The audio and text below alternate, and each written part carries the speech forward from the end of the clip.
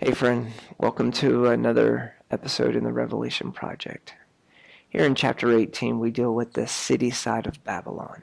Babylon not only is a woman, but she is also a city, a people group, a network of influence in the earth. And we see here that in this chapter she has a way of governance that is influential with the physical, tangible monies of the earth. There's this talk of merchandise and merchants and people trade, and we know that this is a physical, tangible money situation dealing with Babylon, because if you notice verses 12 through 16 here, this whole 10 through 17 area is dealing with physical merchandise.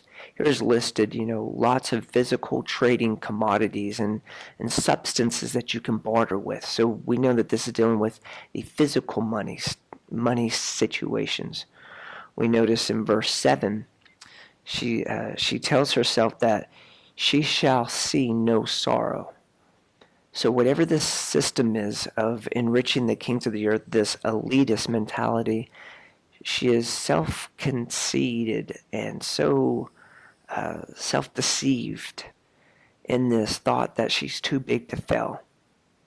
She's going to rule everything. Remember, she's seen as riding the beast. She rides the system. Now, we learned in last chapter that at some point the people get fed up with her. Like even the system of Antichrist gets fed up with her. And so whoever this entity of influence is, this network of people is, they're very powerful, they're very influential. And this little part in verse 7, I sit as a queen, I'm no widow. She's taking a jab at Israel, at physical Israel and spiritual Israel. Because physical and spiritual Israel has abilities to influence through blessing. We have influence over all the families of the earth, right? Through the blessing of Abraham. We can influence things in the earth. We're to make discipleships, in all the nations. So physical and spiritual Israel, we have influence in the earth, and she's pointing out that she is no widow. She's taking a jab at the covenant people, Israel. And the system, in verse 2, we see that whatever system that enriches the kings of the earth, look at this last part of verse 2, and a cage of every unclean and hateful bird. Okay, so this is the habitation of devils, right? A hold of every evil spirit in a cage.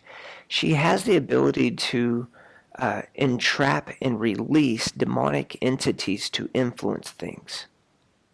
Don't know how all that works, but she's a very influential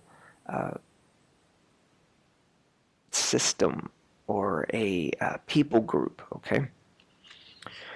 Verse 10 and verse 19, we see these words, 1 hour. So in 1 hour she's made desolate. In 1 hour she's destroyed.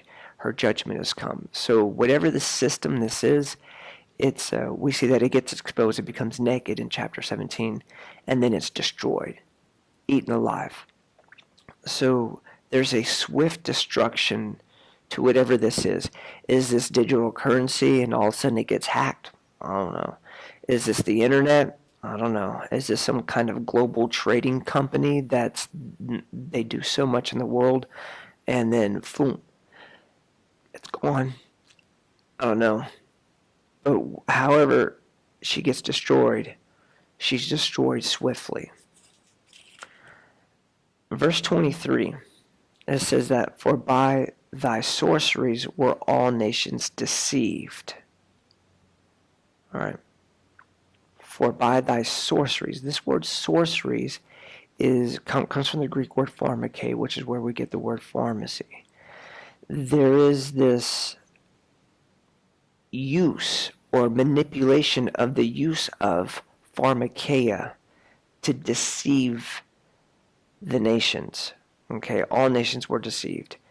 So there's this ability to manipulate health situations, present a crisis, and then provide the answer for the crisis, and you can control people.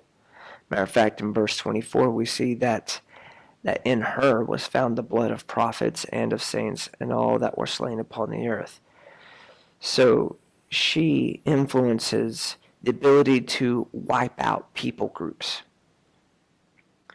The fastest way to shut down a people group is through plagues and sicknesses and disease. And if you want to shut up a people group, if you want to get that group to be quiet, just unleash a little bit of a plague or a little bit of sickness, and then provide the antidote afterwards. And then they will come running to you, begging for your help, begging for your mercy, as if it were. So she manipulates through money, through pharmacy, and she has the ability to make big decisions in the earth to which the kings are able to enrich themselves and with her call many shots. But we are trusted that in the end she will be swiftly destroyed and the system is actually going to turn on her. And next time we meet, we're going to discuss the Battle of Armageddon, the Wedding Supper of the Lamb. Might be a few parts, not sure yet. And so make sure you read chapter 19 and possibly 20. Just go ahead and read 19 and 20 to get ready for our next session.